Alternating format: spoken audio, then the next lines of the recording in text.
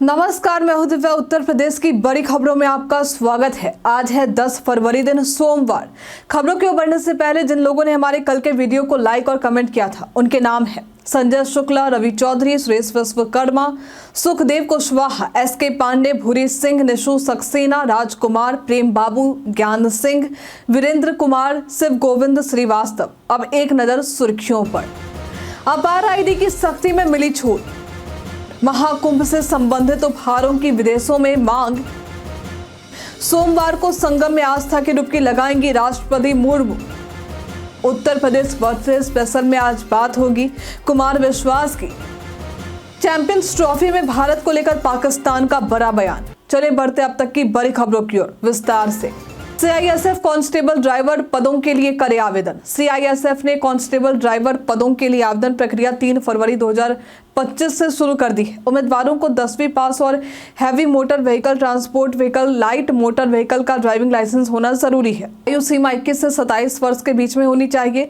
आरक्षित उम्मीदवारों को छूट दिए जाएंगे। आवेदन करने के लिए CISF rectt.cisf.gov.in पर जाकर पंजीकरण करना होगा। आवेदन भरे और फिर शुल्क जमा करना होगा। जनरल EWS OBC को 100 रुपए शुल्क देने होंगे, जबकि SC ST एक्स सर्विसमैन को शुल्क में छूट है। आवेदन की अंतिम तिथि 4 मार्च 2025 है।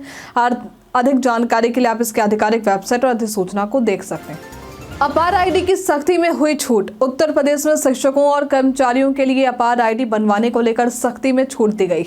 अब अपार आईडी ने न बनने पर उनका वेतन नहीं रोका जाएगा। पहले कई जिलों में प्रगति न होने पर वेतन रोकने का कदम उठाया गया था, जिसका शिक्षक संगठनों ने विरोध किया था। शिक्षा विभाग ने अब वेतन रोकने के बजाय अपार आईडी की प्रक्रिया को तेज करने के निर्देश दिए।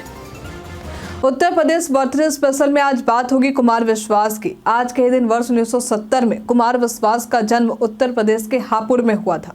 ये एक हिंदी कवि, वक्ता और सामाजिक राजनीतिक कार्यकर्ता भी हैं। युवाओं के बीच ये अत्यंत प्रिय कवि माने जाते हैं।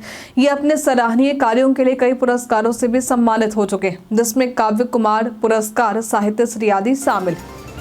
महाकुंभ से संबंधित उपहारों की विदेशों में भी मांग। महाकुंभ के दौरान लोग अत्यधिक अनुभव के साथ भौतिक स्मृतियां भी ले जा रहे हैं। संगम नगरी में महाकुंभ से संबंधित उपहारों की मांग बढ़ी है, जैसे पेंटिंग्स, कैलेंडर, डायरी और चाबी के गुच्छे, जिन पर महाकुंभ की आकृतियां उकेरी गई हैं। ये उपहार अब न केवल भारत बल्कि विदेशों जैसे लंदन, कनाडा और न्यूयॉर्क भी भेजे जा रहे हैं। अहमदाबाद से वाराणसी के बीच आकाशा की फ्लाइट सेवा इस दिन से शुरू। अहमदाबाद से वाराणसी के बीच आकाशा एयर की नई फ्लाइट सेवा 16 फरवरी से शुरू होगी। पहली उड़ान सुबह 10:45 पर होगी। इसके बाद दोपहर और शाम को भी उड़ानें हैं। एयर इंडिया एक्सप्रेस और स्पाइस जेट ने भी दिल्ली के लिए नई नॉन स्टॉप सेवाएं शुरू की। वाराणसी अहमदाबाद रूट पर किराया 23 से 25,000 रुपए तक हो सकता है। यूपी बोर्ड के दूसरे चरण की परीक्षा हुई शुरू। यूपी बोर्ड की 2025 इंटरमीडिएट परीक्षा के पहले चरण की प्रयोगात्मक परीक्षाएं समाप्त हो गई, जबकि दूसरे चरण की परीक्षाएं 9 फरवरी से शुरू हो चुकी है। कुल 19,481 परीक्षक नियुक्त किए गए। परीक्षा केंद्रों, स्ट्रांग रूम और कंट्रोल रूम को 24 घंटे बिजली आपूर्ति सुनिश्चित की गई है। CCTV कैमरे और इंटरनेट के माध्यम से परीक्षा की निगरानी की जाएगी। सोमवार को संगम में आस्था की डुबकी लगाएंगी राष्ट्रपति मुर्मू। राष्ट्रपति द्रौपदी मुर्मू सोमवार को प्रयागराज पहुंचेंगी, जहां वे संगम में आस्था की डुबकी लगाएंगे। अक्षय वट और बड़े हनुमान मंदिर में दर्शन करेंगी। इस दौरान मुख्यमंत्री योगी आदित्यनाथ भी मौजूद रहेंगे। वे डिजिटल महाकुंभ अनुभव केंद्र का अवलोकन करेंगी। राष्ट्रपति का ये दौरा प्रयागराज के लिए ऐतिहासिक और देश भर के श्रद्धालुओं के लिए प्रेरणादायक होगा। उत्तर प्रदेश पर्यटन में आज बात होगी नादान महल की। नादान महल मकबरा लखनऊ का सबसे पुराना स्मारक है। ये ऐतिहासिक महत्व के सबसे उत्कृष्ट मकबरे में से एक। लोग इसे मुक्ति मकबरा के नाम से भी जानते हैं। इसका निर्माण शेख अब्दुल रहीम की याद में हुआ था।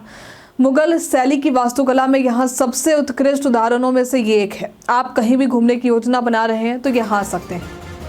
नीट एनटीए यूजी की पंजीकरण की यह है आखिरी तारीख। नेशनल टेस्टिंग एजेंसी यानी एनटीए ने नीट 2025 के पंजीकरण की प्रक्रिया 7 फरवरी से शुरू कर दी है। आवेदन करने की अंतिम तारीख 7 मार्च है और परीक्षा 4 मई को होगी। नीट यूजी 2025 के अंक BDS, BVSC, BAMS, PUMS, BSMS और BHMS पाठ्यक्रमों में प्रवेश के लिए भी मान्य होंगे। परीक्षा में 180 सवाल पूछे जाएंगे और पंजीकरण शुल्क श्रेणी के अनुसार भिन्न है।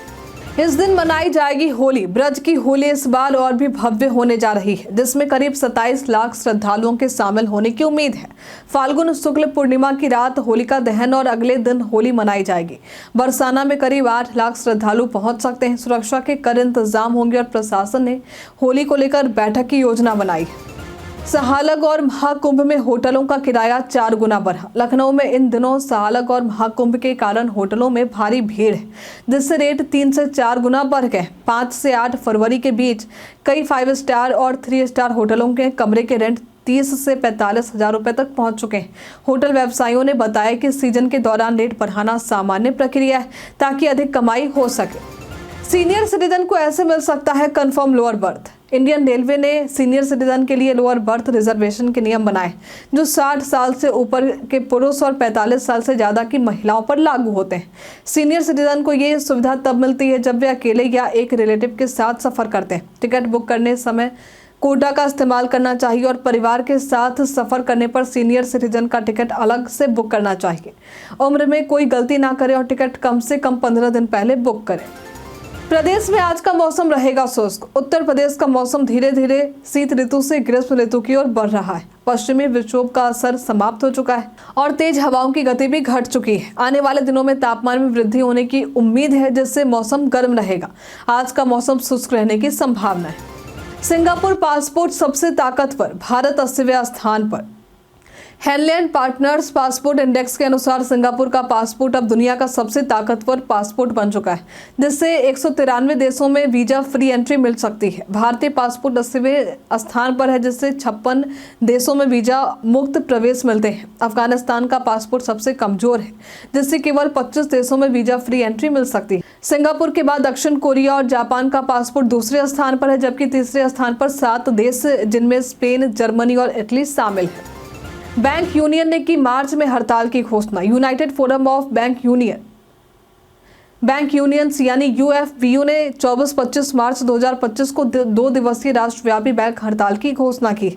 यह हड़ताल मुख्य रूप से 5 दिवसीय कार्य सप्ताह, सार्वजनिक क्षेत्र के बैंकों में कर्मचारियों की भर्ती, पदोन्नति और उचित वेतन संशोधन की मांगों को लेकर की जा रही है। अन्य प्रमुख मांगों में बैंक बोर्ड में कर्मचारी और अधिकारी निदेशकों की नियुक्ति, ग्रेजुएटी की सीमा बढ़ाना और परफॉर्मेंस लिंक्ड इंसेंटिव यानी पीएलआई को वापस लेना शामिल है। यदि वार्ता विफल रहती है तो उसमें बैंकिंग सेवाओं पर असर पड़ सकता है, जैसे चेक क्लियरेंस, नकद निकासी और ऑनलाइन ट्रांजैक्शन। दिल्ली चुनाव के बाद अब यूपी चुनाव में भी बसपा के सामने चुनौती। बहुजन समाज पार्टी को दिल्ली विधानसभा चुनाव में बड़ा झटका लगा है, जहां पार्टी का खाता भी नहीं खुल सका। पिछले चुनावों में भी पार्टी का प्रदर्शन कमजोर रहा था और अब इस बार वोट प्रतिशत भी घटे हैं। मायावती के भतीजे आकाश आनंद की सक्रियता भी असरदार नहीं रही। अब यूपी 2027 विधानसभा चुनाव में पार्टी के लिए राह और मुश्किलें हो गई। उपचुनाव हार के बाद सपा ने भाजपा पर लगाया आरोप। सपा ने मिल्कीपुर विधानसभा उपचुनाव हारने के बावजूद अपनी पीडीए यानी पिछड़ा, दलित और अल्पसंख्यक रणनीति पर विश्वास बनाए रखा है। पार्टी ने आरोप लगाया है कि भाजपा ने चुनावी तंत्र का दुरुपयोग किया है। अखिलेश यादव ने 2027 के चुनाव के लिए इस रणनीति को और मजबूत करने की बात कही है। वहीं भाजपा को इस सीट पर ऐतिहासिक जीत मिली, जिसे सीएम योगी ने प्रधानमंत्री मोदी के नेतृत्व का परिणाम बताया। महाकुंभ के मद्देनजर अखिलेश ने वाहनों को टोल मुक्त करने की मांग की। समाजवादी पार्टी के अध्यक्ष अखिलेश यादव ने यूपी सरकार से महाकुंभ के मद्देनजर वाहनों को टोल मुक्त करने की मांग की है। उन्होंने सोशल मीडिया पर लिखा कि जैसे फिल्मों को मनोरंजन कर से मुक्त किया जाता है, वैसे ही महाकुंभ के दौरान वाहनों को टोल से मुक्ति क्यों नहीं दी जा सकती। अखिलेश यादव ने महाकुंभ में संगम में 11 डुबकी लगाई और उसके पीछे विभिन्न संदेशों का उल्लेख किया। इस वजह से मिल्कीपुर उपचुनाव में असफल रही सपा। मिल्कीपुर उपचुनाव में सपा की हार के बाद अखिलेश यादव ने चुनाव आयोग और प्रशासन पर आरोप लगाए, लेकिन पार्टी की कमजोर रणनीति और अति आत्मविश्वास ने नुकसान पहुंचाया। सपा कार्यकर्ताओं में हताशा रही और यादव दलित ब्राह्मण मतों को आकर्षित करने में पार्टी असफल रही। इस चुनाव में सपा की परंपरागत वोट बैंक भी खिसक गई, जिससे भाजपा को फायदा हुआ। 333 मदरसों में 219 का अस्तित्व नहीं, संचालक पर होगी कार्रवाई। आजमगढ़ में 333 मदरसों में से 219 का अस्तित्व नहीं है, जिसके बाद इन मदरसों के संचालकों के खिलाफ कार्रवाई शुरू की गई। ईओडब्ल्यू की तहरीर पर कंधारपुर थाने में पहला मुकदमा दर्ज किया गया है। तहरीर में आरोप है कि मदरसा प्रबंधक रुमाना बानो ने धोखाधड़ी और कूट रचित दस्तावेज तैयार कर सरकारी धन का गबन करने का प्रयास किया है। कई कारणों से दर्ज है भारत के इतिहास में आज की तारीख। आज के दिन वर्ष 1763 में पेरिस की संधि में फ्रांसीसी भारतीय युद्ध की समाप्ति हुई थी। आज के दिन वर्ष 1818 में अंग्रेजों और मराठा के बीच तीसरा और अंतिम युद्ध रामपुर में लड़ा गया था। आज के दिन वर्ष 1921 में काशी विद्यापीठ का उद्घाटन गांधी जी ने किया था। इसी समय ड्यूक ऑफ कन्नॉट ने इंडिया गेट की नींव रखी थी। आज के दिन वर्ष 1929 में JRD टाटा पायलट लाइसेंस पाने वाले पहले भारतीय बने थे। आज के दिन वर्ष 1931 में दिल्ली भारत की राजधानी बनी थी। आज के ही दिन वर्ष 1979 में ईटानगर को अरुणाचल प्रदेश की राजधानी बनाया गया था। इसी के साथ बढ़ते आज के सवाल की ओर। आज का सवाल है, आप हमारे चैनल को किस शहर से देख रहे हैं? आप अपना जवाब हमें हमारे कमेंट में लिखकर जरूर बताइए। आज के लिए फिलहाल इतना ही। उत्तर प्रदेश की तमाम खबरों के साथ बने रहने के लिए देखते रहे डेली यूपी। और साथ ही अगर आप यूट्यूब से देख रहे हैं तो चैनल को लाइक करना और सब्सक्राइब करना। अगर आप फेसबुक से देख रहे हैं तो पेज को फॉलो करना ना भूलें। धन्यवाद।